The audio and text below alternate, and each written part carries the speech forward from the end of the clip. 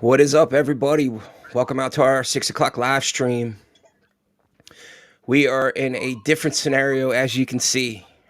Emergency situation tonight. Justin is in the shop, so it's one fat guy hanging out at the shop. I'm at home. We had an impending snowstorm. Timetables got all pushed around. So we're doing the best we can to bring our 6 o'clock to you guys. Um, should be an interesting show. We'll see what happens. um, I first want to say we have some stuff that we want to talk about as far as some happenings in the tattoo world. And then we'll go ahead and just kind of kick out some other stuff and see how this night goes. We're going to have a little bit of wonky stuff, little echoey sounds here and there. Kind of is what it is, right? We're just going to make the best of it. Um, Definitely appreciate anybody that decides to hang out with us tonight. And we'll see how this goes. Um, Can so it everybody looks, hear me and stuff? yeah, you sound See if great. everybody, yeah, Everybody in chat, do we sound good? Look good? Well, sound good? yeah. I'm on my A A19 Galaxy phone. So I'm surprised it's even capable of doing Nah, this. This was like the free T-Mobile phone from 3 or 4 years ago. nah, dude, it looks good. I mean, it could sound better, obviously, but you don't have a microphone and all that stuff. I mean, we're just winging it right now. Um, Absolutely. I'm just glad it worked because when we tried to have Sarah on, it didn't work. So, you know, you got to do what You you know got to what's do. weird? What's weird is speaking of phones. I told you this earlier, and maybe some of the people out there will understand what I'm saying. I tattooed a buddy of mine Friday night, and I had him use his iPhone 16 Hmm. to take a picture, and I was amazed, that it actually auto corrected itself. It actually made the picture nicer after I focused it and before it took the picture. Like it was amazing to me. But I Yeah, guess that's like a $2,000 phone, right? Like that's maybe. Not iPhone cheap. 16. Yeah, Yeah. I mean, look, that's the power of AI, right? You can literally take a picture now, and it's you can remove somebody out of the picture, whatever. Um, which is also nothing for nothing. But when we talk about people doctoring pictures and stuff, there you go. It's just super easy to do these days. Um, but yeah, so let's get into some news, and then we'll kick it into the you know chat and whatnot. And Sarah said, "You guys always look good." I appreciate that. Might not be true, but thanks, we Sarah. appreciate it. Nikki said, "Looking good, guys." Um, yeah. So this week, obviously, we had the closing of Tattoo City. So they shut the doors this week, which is obviously sad news for the tattooing world. I don't know what's going to necessarily happen with that. I don't know if they're going to try to find somebody else to open up the shop, if somebody's going to take it over. I don't know. Um, I hope so. Well, That would be awesome because it's a historic place, right? and Hardy was a pretty good businessman, so I imagine that probably that name and everything attached to it is copyrighted somehow or protected in a Hmm. business sense, so that nobody could just reopen at the same location and say Tattoo City. He probably had that worked out somehow legally. Maybe it was something where nobody wanted to buy the Tattoo City name. Right. You know, Um, we have you also heard any? had. Go ahead. Have you heard anything about where the artists are going? Where they're landing? Is like No. is no word. No, so there was a podcast that happened this week with that they were talking about shuttering the doors, and I didn't get a chance to catch it. It's possible that they could have talked about that, but I'm not sure. Um, it's just sad that it's you know we're coming to that age where some of these legendary people are starting to, you know, get sick, pass away. Um, which brings me to the other sad news that we had. Um, we had Mike from New York. Um, why am I drawing a blanket on his last name? Ledger. Yeah, from the New York hardcore scene, right? And then I saw Loud Hardy posted a picture of a UK legend. The guy was 82, I think, and was still tattooing. Um, Don Carfoot from Don's Tattoos in Essex, Kent. So, you know, I had somebody call me yesterday. Um, I'll just say who it was. It was Baba. I talked to Baba yesterday, and he, kind of thanked me for doing some of these interviews, especially with like Doug, Tattoo Doug, right, who he's friends with. And he was like, that's why it's important to get some of these older guys on video, get their story out before it's too late. Um, just sucks that you have certain people that you grew up with or whatever that are starting to get older and whatnot. I mean, I'm dealing it with my own stuff with my mom, right? Which is one of the reasons why we're doing this tonight. So we not only did we have the snowstorm coming up, and I was worried about lugging gear to the shop and whatnot, but I was also running around because my mom's sick in the hospital again and all this other stuff. So it's like, just sucks. But um, it's gonna be a good year for tattooing, I think. A lot of good shows this year coming up. It's gonna be a good year for this channel. Um, there's definitely some plans in the works, and you know, I already started looking into the membership, which is going to be super dirt cheap, nothing expensive, nothing crazy. There'll be some cool little benefits. That's the only reason why I didn't have it set ready to go for tonight was because I was looking for that kind of stuff to add to it and make it worthy. I think some of it's going to be I'm going to throw in blooper reels and all kinds of other stuff for me and you conversations Nice. that aren't meant for public consumption. YouTube. Yeah. So yeah, we're gonna do some of that stuff. Um, definitely got shirts that's coming along soon. And side note, I want to shout out to Anthony at Premier Barbershop for tightening me up. And I wound up giving him some stickers and a card, man. And next thing I know, I had a bunch of subscribers. So got to promote, man. So Buck went and got tightened up by a barber, and I, on the other hand, am really just doing my best to go full aqualung.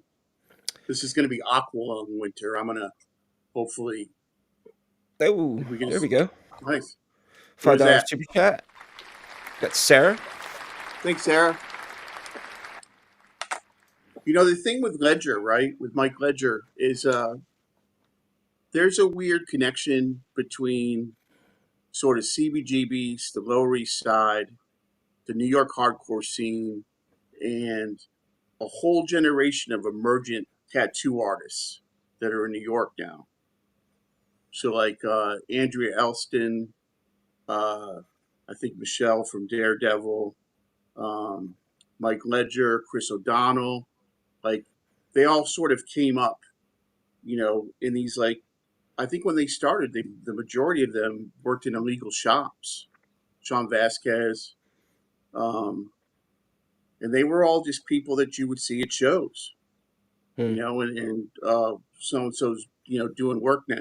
The very thing that we say don't do now is sort of what we were doing then, but it was because of the legality issue. There wasn't a place to go to have a legitimate job in New York City. But Right. I got tattooed at I think I got tattooed twice at New York Adorned, where Ledger worked for a while before he went to Hawaii. And That's a pretty good life. I think Yeah, he ended up in Hawaii. yeah, yeah. Actually, I If have. Fat Cracker's on here, he probably would know. He'd probably have more knowledge of that than I do. I actually have. I don't know what I did with it, but I had a. Here it is. Yeah, dude. I'll share a picture of him so everybody can see it, at least a shot of him. He. I don't see Fat Cracker on, by the way. So there you go. That's a shot of. I'm Yep. trying to. No, I don't want to do that. I guess that's the best way to do it. Not for you because you're on that little phone, but that's No, I Ledger. can see him. Yep. Yeah. Uh, Cracker is on. What's up, man? Um, yeah. It was crazy. I actually saw um there was a picture or a reel, I should say, that was on Instagram where they were talking about Guy Atkinson and Bert. Oh man, why am I drawing a blank? For crack No, no, it was a dude from Germany that got really big around the same time as Guy. It was in the late '80s, and it was them at the first or one of the first conventions that I guess Philadelphia Eddie did. with 45 world famous artists. Right. So at the time, it was so hard to get a booth that Guy Atkinson and that dude were tattooing in their rooms just so they could get their name out and and it worked obviously because this dude and Guy wound up blowing up and being huge. I mean, Guy Atkinson is huge. But I found it interesting because they also had like a news crew that were in the room taking video of them tattooing in the room. You know what I mean? And they actually talked about the reason why they were doing it was because it was so hard for them to get a booth. I mean, now, dude, I'm not saying it's easy to get a booth, but you know, Depends on the convention. yeah, I mean, some of these conventions are huge. Yeah. You know, You pay for it, you get a booth. as long as you get there before the beef jerky guy. Right. Ooh, no shade to the beef jerky people.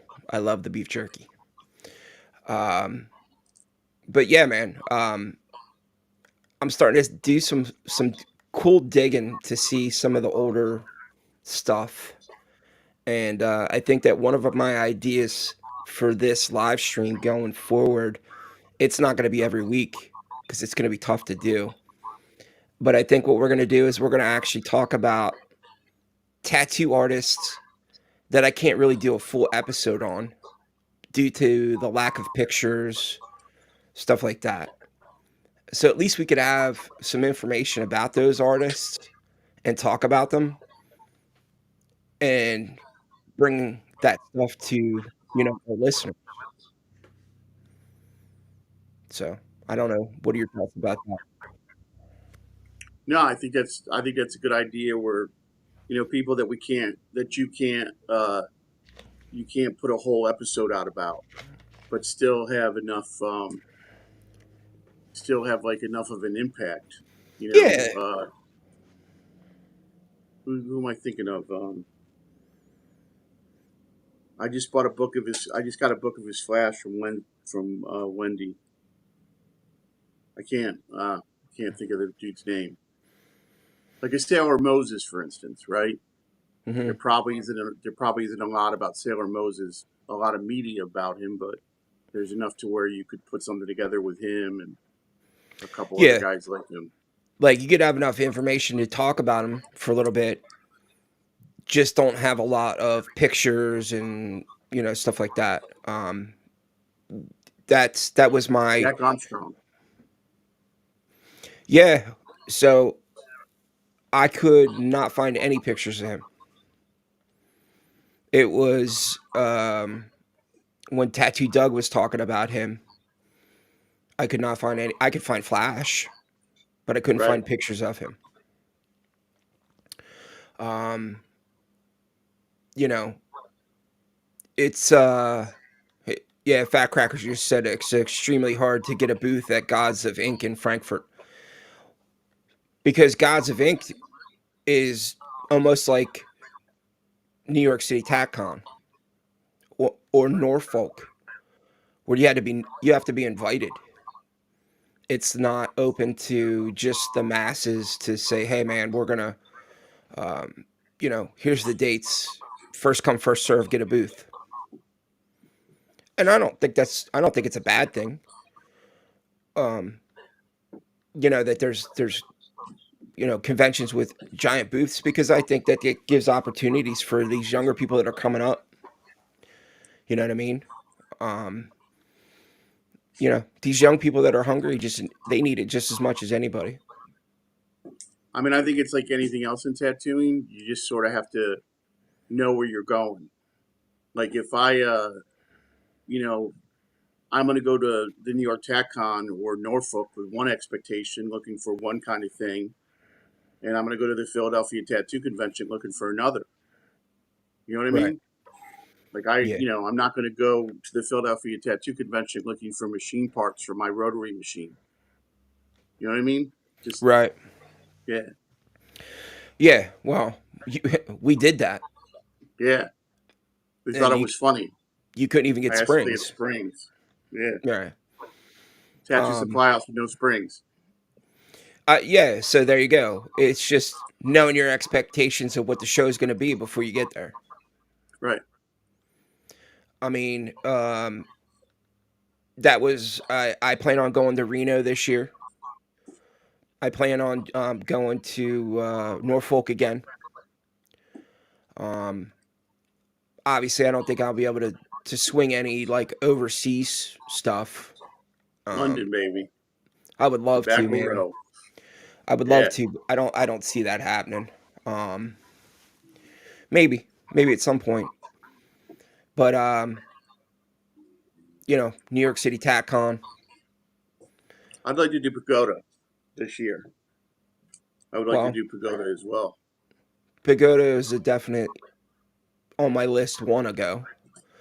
But I also plan on doing a road trip this year too, which will be included with my channel of hitting up Tattoo Tim in Pittsburgh, going out to Ohio to sit with Dana for a little bit, Dana Brunson. Go to Columbus to sit with Joey Knuckles. Um, Try to get sit down with Marty Holcomb, who's also Mm. in Columbus, and then go up and it's in Sandusky, so it'd be farther north. I can't remember the guy's name off the top of my head, but that runs the Al Shifley, the Ohio, tattoo museum. Um, when I talked to him at Norfolk, he actually said that he'd be all about doing an episode out of the museum. So Out of the that'll be pretty museum. cool. Nice. Yeah. Yeah, because that was the first tattoo club in the United States out. It was like a sister club to the Bristol tattoo club in the UK. Hmm. So that Les Skews started. And it was, from my understanding, it was like Al Shifley, Huck Spalding, um, Paul Rogers, and Les Skews, and they were all sitting in a shed. Yeah, in the back of the guy's house. Yeah, Yeah. yeah. So, um, yeah, Chris Hawkins just said Rich T. Yeah, that's the guy that runs the Ohio Museum now. He's the one that bought all the Al Shifley's stuff. He got it from the Shifley family. Hmm. But I don't know. Before we jump in any further, man, let's give some shout outs to some people hanging out with us. We Coming got down the spiral staircase. moderator Nikki. We got Bill O'Connell. We got Sarah, OG Sarah, hanging. Chris Hawkins, Drag, Fat Cracker. We got Luz. Luz, what's up, man? You made it on time. Luz, if he can't make it on time, he'll watch it afterwards and be like, man, I missed it again, but I'm here watching. Gotta respect that. Fat Cracker said Garver was part of the hardcore scene. Hmm. Um, and then he also said the invite only best in the world tattooers outside of Japan for the gods of ink in Frankfurt. Drag said, I plan to be there in 2026. Gods of Ink, South, or sounds nice. London and Tokyo. Yeah, man. So, I obviously London would that would be a home run for me. Doing a London convention. Um, I don't know about Tokyo, man. That's a long airplane ride. I've always wanted to go to London. Yeah,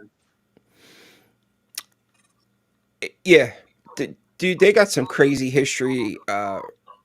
You know, well, they got crazy history, but then they have, you know, just as much tattooing history as we do, if not more. I think I saw guys putting out a book now about an English tattooer named Cash Cooper who Yeah. worked.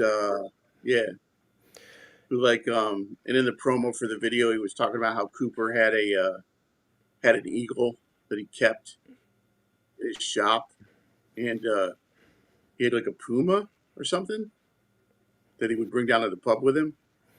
Yeah, quite a character. So Lau actually talks about him a lot.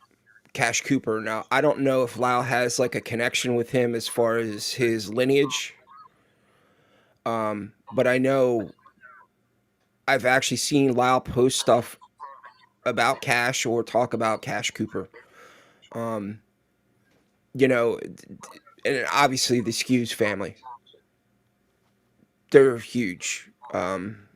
I think that the son or grandson is still tattooing over there in the UK. Um, I think it would be interesting this year to try to also break out into other countries to see what we could do as far as tattoo history. Um, Obviously there's Australia and uh, you know the Burt Rodriguez episode kind of opened my eyes to the history of Mexico. Um, I think that there's definitely some potential. Obviously, there's still a lot of the U.S. that I haven't covered yet, and you know that'll be fun. But you know what? Last week we did write down some ideas that you guys had for episodes, so I will definitely be looking into some of those suggestions in the new year, and hopefully we have a good year this year. I just need to get past all this crap with my mom, man, and get motivated again, dude. It's dragging me down mentally, and uh, you know, it's a lot on my plate, man. Because Absolutely. unfortunately, I still have to have a day job. So maybe one of these days I won't have to have a day job, but you got to do what you got to do. Um, So I had a so so I had a kid come in the shop today with his mom, right? And he's standing over by the counter, and I'm doing whatever, and his mom is like, "My son uh, is a little shy, a little reserved, but he has some questions about being a tattooer." So I'm like, "Cool, yeah." And I had a discussion with the guy's mom about the guy being a tattooer. And at one point, I said, "Listen, man, this whole thing is about relationships between people. And if you need your mom to talk to somebody for you, might not be the career choice that you're looking for. Do you know what I dude, mean? you actually said Nothing. that to him? Yeah, yeah, yeah. I did. I'm like, y- you know, he's like, "What's Okay. your?" She's like, "What's your advice for becoming a tattooer?" I'm like, "Don't, Don't. There's my advice. Don't become a tattooer. But I mean, so I do know tattooers that are tattoo artists that are awkward and sort of they're awkward socially, a little antisocial. But the guys that I know like that made it are guys with extraordinary talent. You know what I mean? That might not have the best reputation for dealing with people. Like there's one guy in particular I think about where like he's got a reputation for sort of being a hard ass, but really it's just he's awkward. Once you get to know him, he's just a normal guy. And Okay. yeah, but if you don't know him, he's the tattoo artist that sits at the back of the shop and paints and doesn't, you know, you think he doesn't want to be bothered, but he just really is. He's nervous around people, you know, but he's got such talent that he was able to overcome that and is able to, you know, make a living at this. But you know, I said to the guy, if you're just not mediocrely, I don't want to say mediocrely talented, but if you're not top notch talented, you know, you definitely need the element of I'm here to sell myself. I'm here to sell the idea of being tattooed by me, not the next guy or that guy over there, but me. You know what I mean? Right. And he just was like, he just standing there kind of quiet while I talked to his Yeah. mom. If you don't have the potential to be a salesman, you're definitely going to struggle. I, you know what though? I'm quiet and reserved. Um, People that are watching this might not know that, but on a regular day to day, I'm pretty. I'm the guy that'll sit in the back. Um, Part of that is, a comfort level thing. Sometimes it's also the whole like ADHD thing where it's too much going on and I can't focus. So I'm better off just sitting in the back and, you know what I mean? And I think that there's times where people think that comes off standoffish or you look like you're mean or whatever. But it's true though what you're saying because you have to be outgoing and be able to sell yourself. And if you can't Absolutely. talk,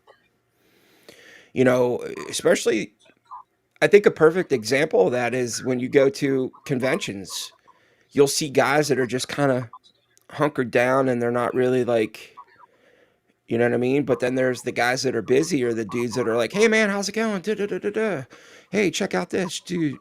You know, Yeah, you got uh, to cast a wide net. yeah, right. It's like the old saying,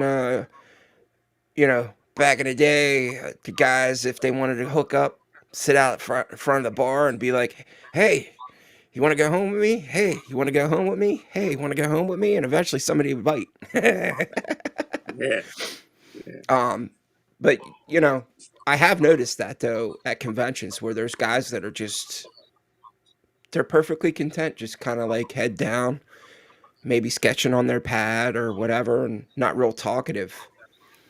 It's a shame because some of those people are amazing artists. It's just they got to figure out a way to break that mold. yeah. Part artist, part technician, part draftsman, part carnival barker. Yeah, that's I think that's the key, man. Uh, so yeah, Nikki said extroverted introvert. Yeah, I'm the uh, I'm the opposites of the spectrum, I guess. You know Fat what they Cracker say? said, Every introvert needs an extrovert friend to drag them out into society.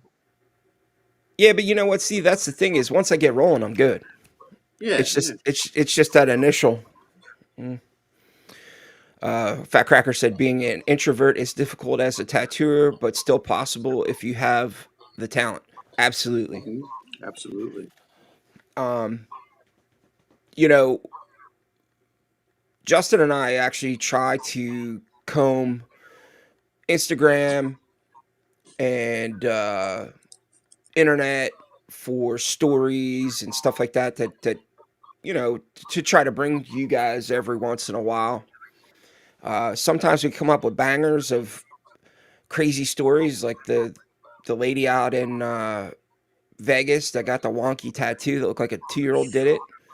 Any word about that, I have not heard anything. Um, or has that just disappeared from the news cycle? Georgie B going to the Philadelphia convention. Absolutely. And thank you for joining us. First time I've seen you. So, Georgie, listen, if you're going to the Philadelphia Tattoo Convention, wear sneakers. yeah, wear some comfortable shoes. Wear That is some for damn comfortable sure. shoes. You know, I one time I thought that I was going to rent two booths at the Philadelphia Tattoo Convention and put super comfortable chairs and rent time in them, like sort of in the center of it. Do you know what I mean? Yeah, Like $20 for 15 minutes just to sit down. dude. I tell you what, there's just been times I'd just be to flip more the than happy to, mercenary. yeah, I'd be more than Yeah, happy to just pay for a receipt. yeah, Um, so on the same lines of Justin saying he had that conversation today with somebody coming into his shop and saying, "Hey, you know, um, my son wants to be a tattoo artist." I actually happened to come across this. I sent it to Justin so we could discuss it, and we thought we yeah. would This share is it with you great. guys. Um, it's basically set up as like an open letter to anyone looking to become a tattoo artist. A few things you should know. Now, this is obviously this guy's opinion. This isn't me and Justin's opinion. Uh, but I thought some of these were pretty solid. Um, Justin agreed from a tattoo artist perspective. So the first one is the industry is oversaturated. You'll be competing with thousands of very talented artists that are struggling to maintain, and most could give two shits about your income. They will not hesitate to take your clients. Absolutely. Do you feel like that's true? I feel like that's true. Okay. So, so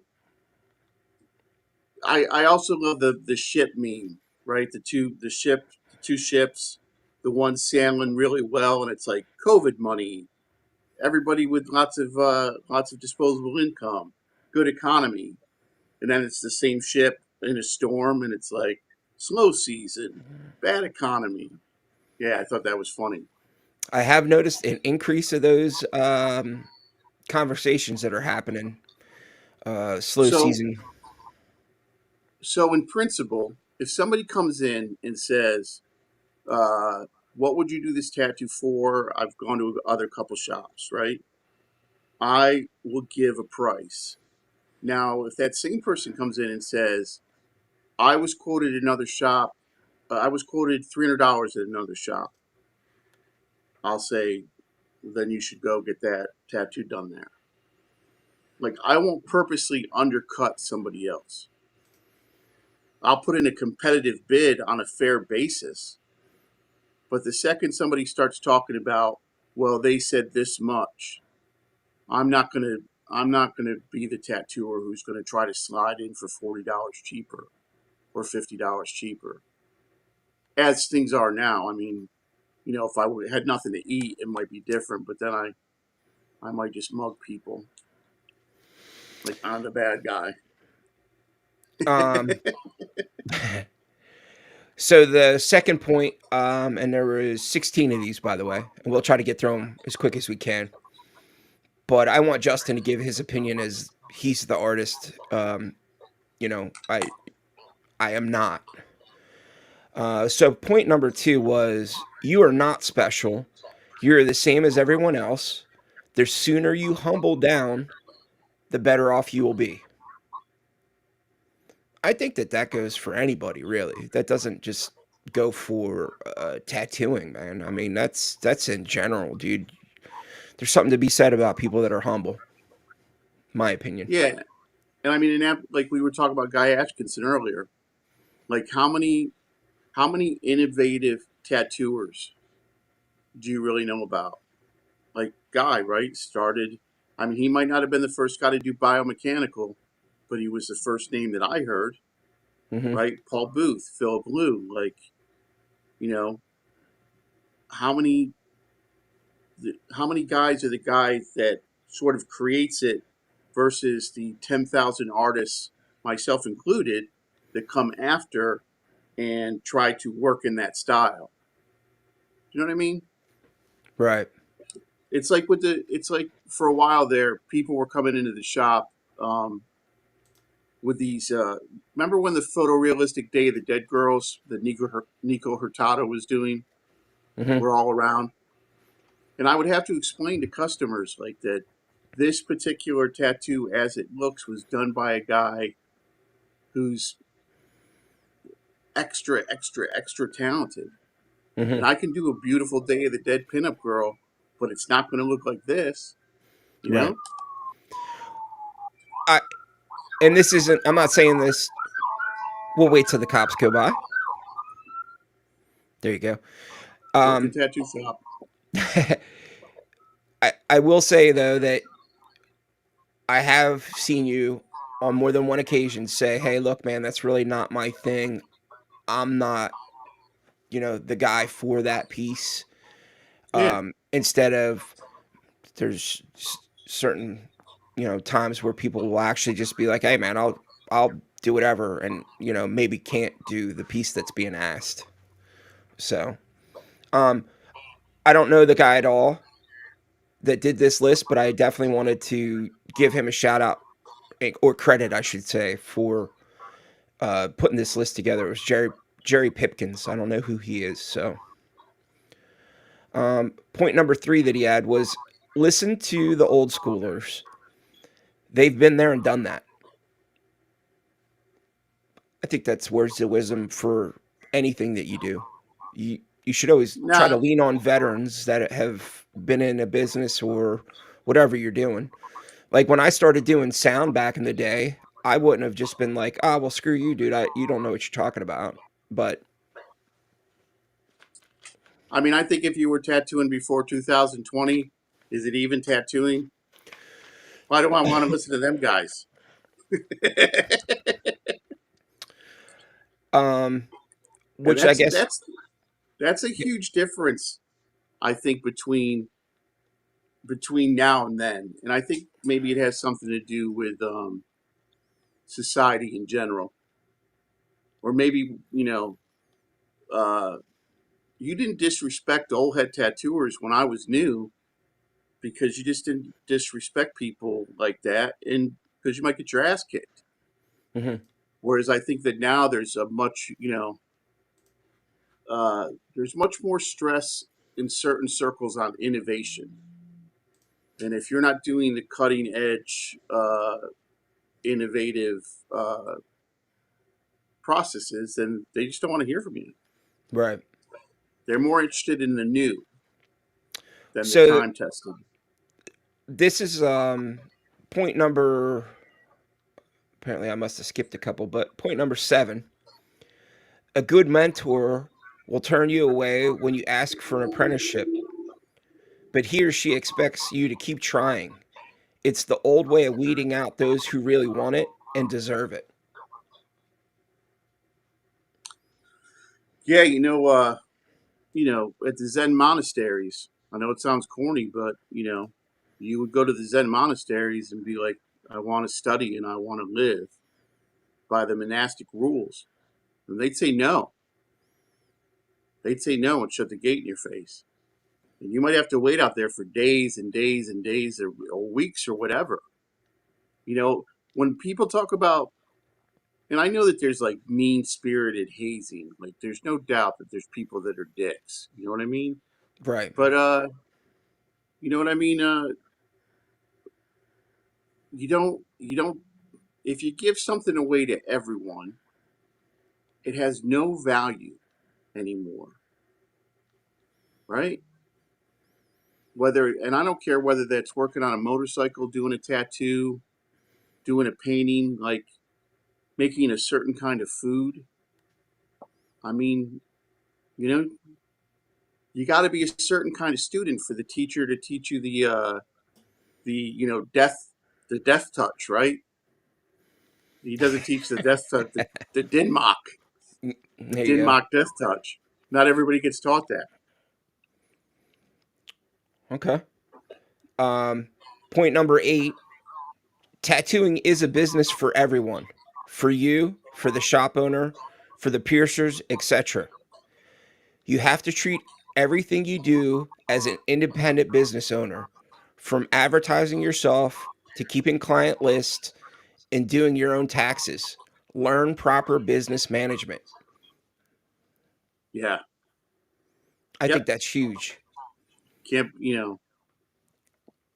the days of the cash only catch me when you can, you know, they might be behind us. Right. Yeah. So there's Everybody. also the word of mouth days and advertising in magazines and stuff like that is also over. So I think that this is where the young kids could actually teach some of the older generation a thing or two Yeah. with Instagram, TikTok, Facebook. And I know that there's old school tattoo artists that are like, I don't want to get involved in any of that. But in reality, that's the new way of promoting your business or your work. Absolutely. So, And it's not like it's I mean, I know so many tattooers that'll be like, I don't want nothing to do with Facebook. I don't want to post my stuff on Facebook, you know? And then they'll scroll on Facebook like everybody else does, just looking at reels. And it's like, hey man, take 10 minutes out of your real time to post the pinup girl that you did last night. mhm, But I do know tattooers too that just on principle, they just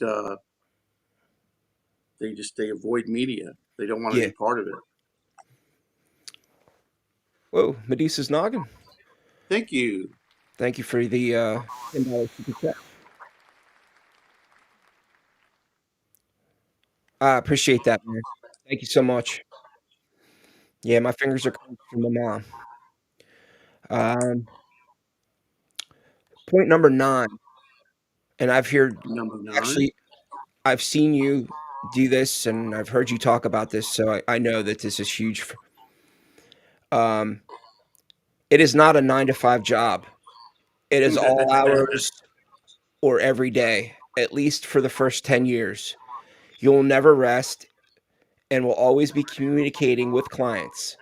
After many years, you might be able to relax some and reduce some of the stress. Maybe. Yeah. I mean, you know, you definitely, I see that with you where it's nonstop. And I mean, that's not me on the back.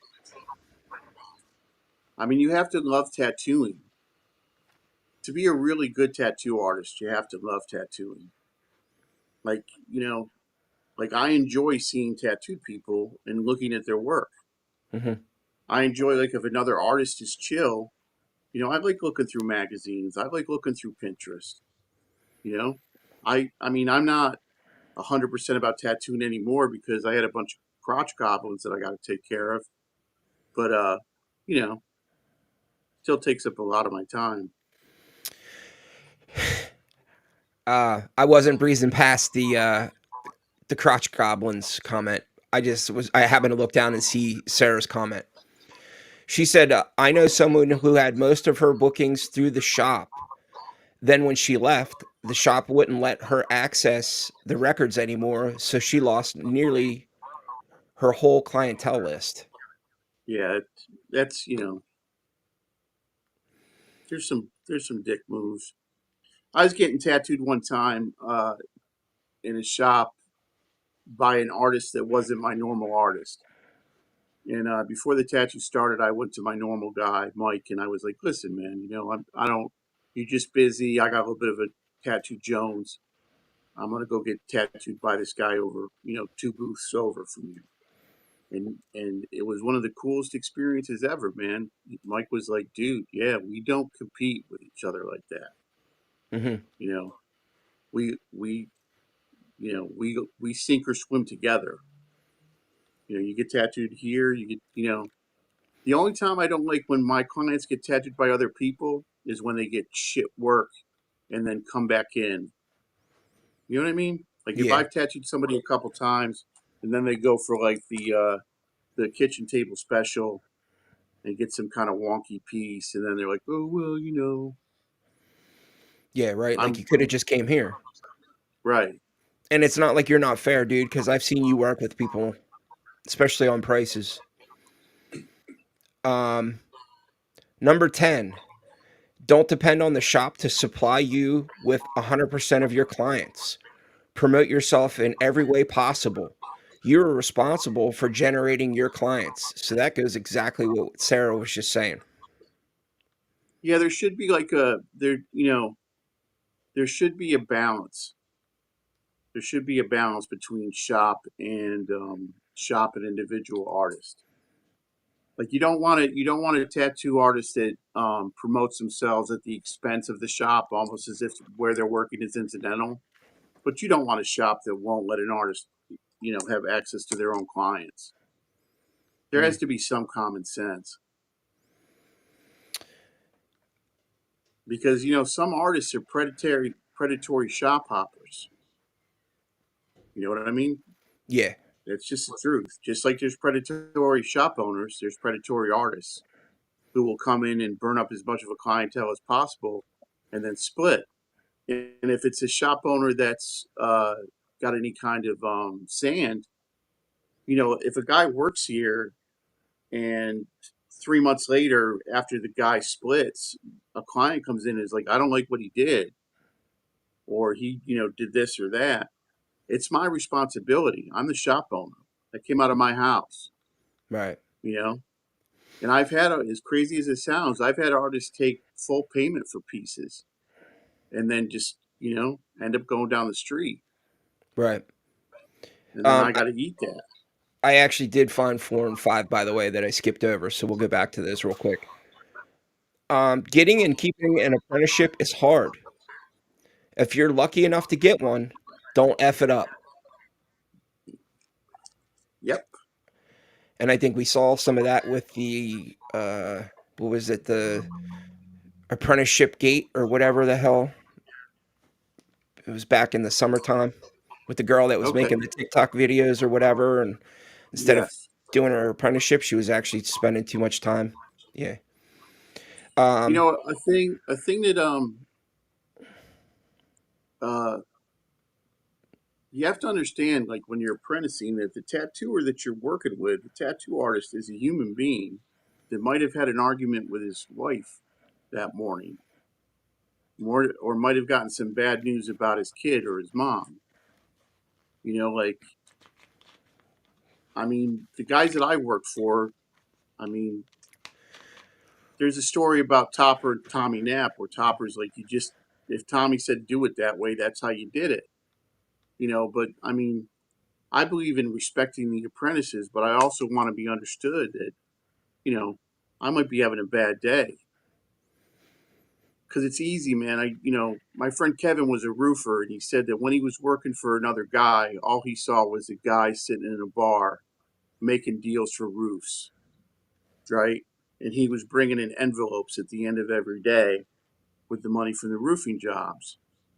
And it wasn't until he was the guy sitting in the bar, you know, with the equipment costs, with the insurance, with the employees got to be paid first, with you know what I mean?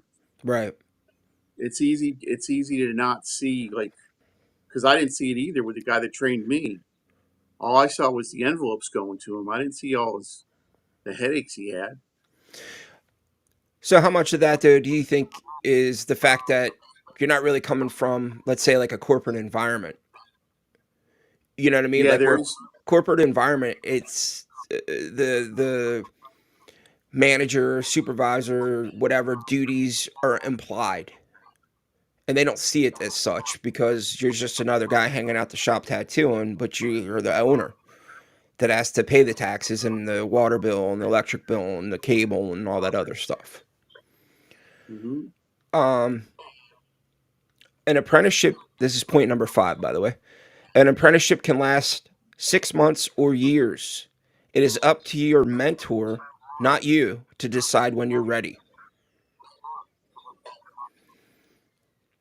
Got to respect that. yeah. I mean, I Um, get paid. I get paid in advance because, part of the truth of it is, and I think this is across the board in any trade, any industry. The first time the apprentice does something that they're impressed with, you know, whether it's paint a wall, uh, do some kind of engine work, like whatever, do a tattoo, you know, suddenly they get to thinking, maybe I don't need this guy anymore. Like I don't Mm. do apprenticeships on the basis of friendship because it's just a losing proposition, Right. you know? Um, Going back to point number 11, we'll get back in order. The type of tattoos you promote and show everyone is the type of clients you will attract. If you show everyone tribal butterflies, flowers, and fine line, that's the clients that will come to see you. If you show everyone full or realistic sleeves, badass art, and well executed dimensional styles, that is what you'll attract. So, you say it a lot that, hey, look, man, I do American traditional, I do Japanese. These are the good lettering. Those are the things that you do. That's what you do well. And now those are basically the clients you get. Um, Absolutely. I mean, So I was talking.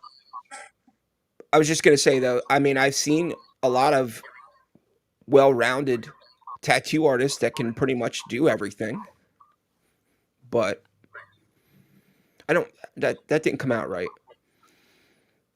So you don't I want to think be that pigeonholed. You don't want to be pigeonholed into one thing. I don't think. But you also, like, I don't ever do portraits. I don't ever do portraits mhm, because it's just not my thing. right. And part of I was talking to somebody about this yesterday. I was like, when you start getting big work, you don't go to a tattooer who has all kinds of realistic work for a Sailor Jerry chest eagle because he's probably going to make you pay through the nose and he's not going to enjoy what he's doing. Like I want to go to tattooers to get tattooed by them in styles that they enjoy, Mhm. right? Because it's just going to be better. It's going to be a better experience. It's going to be a better tattoo. I mean, everybody has to do, I had to do that little ribbon thing behind the ear yesterday. Not my favorite thing in the world to do.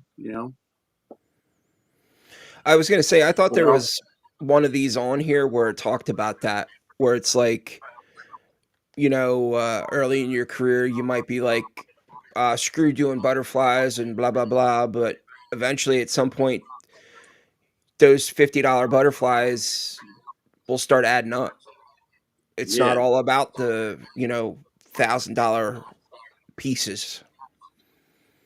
You know, I think that that's yeah, where it's there's space for everybody. There's going to be yeah. plenty of guys that are willing to do that. I've already done all my sleeves and back pieces. All my full sleeves, all my quarter sleeves, all my chest panels, all my back pieces. I got nothing more to prove to anybody when it comes to coverage. I've never done a full bodysuit. I've done torsos where I did sleeves and full front and back. But not every tattoo has to be epic. Hmm. Not every, yeah. Some tattoos can be tattoos. And you have to respect the client. You know what I mean? Like, Yeah, you don't want to badmouth somebody and be like, "Oh man, I'm not doing that stupid cartoon character." And then the person that wants to get that tattoo, for whatever reason, feels like an ass. Maybe they're the getting that. Goldberg, man. The Well, Goldberg. maybe they're getting that cartoon because it's a cartoon that their dad and them used to watch when the dude was little. Yeah, it's like the story I talk about all the time with the armbands that the meatheads used to get. They would get the Goldberg, the wrestler Goldberg, they'd get that armband. Hmm. And I was talking shit one time about doing it after, and one of the old heads was like, yo, man, to that dude, that armband means just as much as like, the Japanese dragon you have on your arm. It's just as valid. You got to respect that. I hate when tattooers are like, no, you don't want this, you want that. Maybe they just want what they want, Right. unless it's your girlfriend, I think that and then she doesn't. It's supposed to be a green spider, not a red spider. um, point number 12 is the industry is full of bad and good. Steer miles away from the bad when you see it, or it will pull you in. Yep. Yo, Bill O'Connell, thank you so much for the $10 super chat. Um, I mean, that just goes without saying, right? No matter what you're doing in life, you're as far away from bad as you can. You um, know, and Buck, do you ever think that maybe uh, it's a little bit more, it's a little, it looks a little nicer today. You know what I mean? Like back in the day, if you walked into a tattoo shop and it was a rough crowd, you knew it was a rough crowd, right? mhm. But I mean, I know tattooers today that really had the appearance of being very like, very mild, and then you find out what they were up to afterward. Like you have to be careful. Not everybody, not everybody that looks like they're positive, is positive. Yo, all right, we got $10 super chat from Chris Hawkins. Nice, thank One, you. two, three, four. Da-da. I This next one I think goes for a lot of people in different businesses. You'll want to quit tattooing and walk away every single year after you have burned yourself out. Welcome to the pack. You'll get used to it. Yep.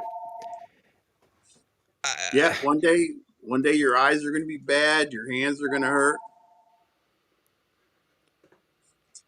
yeah, And I mean, I think that that could go for a bunch of different types of jobs and whatnot. I know when I got out of the music business, dude, I was seriously burnt out. And, as fun as that might look on paper and all that, uh, yeah, it was time. Um, this next one I thought was kind of important because we just talked about conventions. Tattooing at conventions are very rarely profitable. Most so you a got a waste, name, mostly a waste of money. You can make more staying in your town and tattooing your clients. However, it makes for fun working vacation sometimes, but avoid the convention politics. And if you're lucky, you might win a trophy. But be prepared for the convention judges to give that trophy to a crappy tattoo slash artist due to the politics. right? Mm, So I don't know if I so agree like with that one. let's say in Philadelphia, right? You got a tattooer like Martin LaCase, right? Who's going to consistently put out next level work. How many times can LaCase win the best back piece tattoo before you just got to give it to someone else, Right. right? And tattooing can be clicky, you know. I mean, I just don't like that guy, and I don't like that guy that likes that guy. yeah. Well, I'm friends with a guy that he goes by Crockpot. He's covered Nice, from the neck down and it's one big continuous piece. beautiful, And he's won at almost every tattoo convention on the East Coast to the point where he's no longer allowed to enter in those conventions for like best tattoo.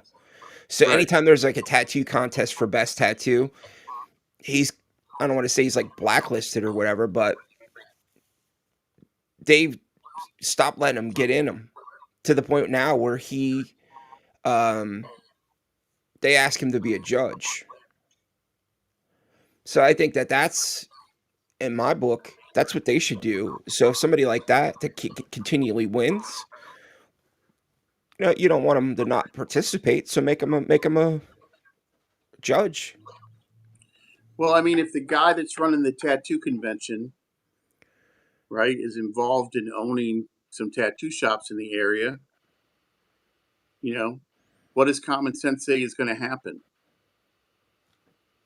Like all things being equal, right? Right. Do I want those trophies in the window of my competition's place? Right. And there is that, there's that There's part of that it. ego. Yeah. Got that ego. I knew a Uh, guy, I knew a guy one year that here's a little fun fact for you. He went to a trophy, he went to a trophy place and had like half a dozen trophies made up, but they said ridiculous things like 2003 best tattoo in the known universe, right? And he put them up around his shop. So nice. like if you just walked in, if you just walked in, you'd be like, "Holy, this guy's an award-winning artist." And he was a good artist, but the trophies were completely fraudulent. Like if you read them, Right. It was like just a joke. best pasta dinner made during Saturday night convention contest or something. Just ridiculous shit. Nice. Um, yeah, Drag said tattoo artist is a 24/7, 365 days.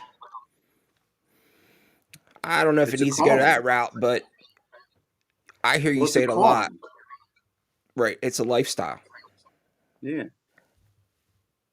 You know, I also heard RC say, I didn't get into it to be a lifestyle. It was a job. It was something I like to do. He's like, as I've gotten older, I realize now it is a lifestyle. So I don't know. That's one of the things I said to the kid today, right? I said, listen, man, bear in mind that you are going to be in competition with thousands of people that don't care about they don't have kids. They don't care about their moms and they don't care about where they live and they don't care about anything like that. They just want as many Instagram likes for their latest tattoo as possible. And they do everything in their power to make that happen.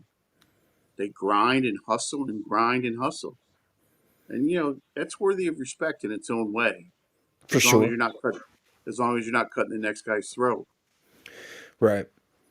And that's again, that's where I see it as an area that could teach some of the old school guys. It's I'm not we're not talking about teaching hustle because all the old school guys have that, but it's the new technical stuff Right. that could be a game changer.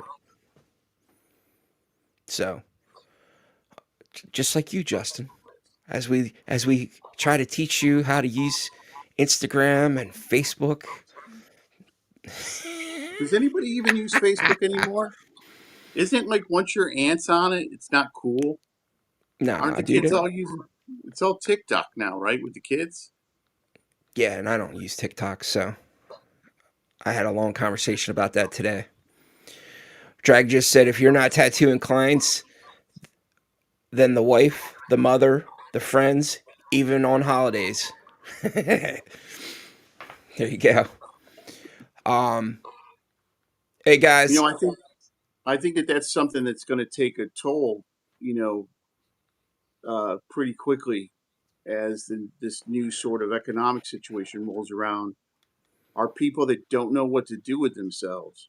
Like you have to keep yourself busy, right? You got downtime. There's only so many shows on Netflix, and it can spiral bad sometimes. Anybody that's been tattooing for a long time, I tell you right, that.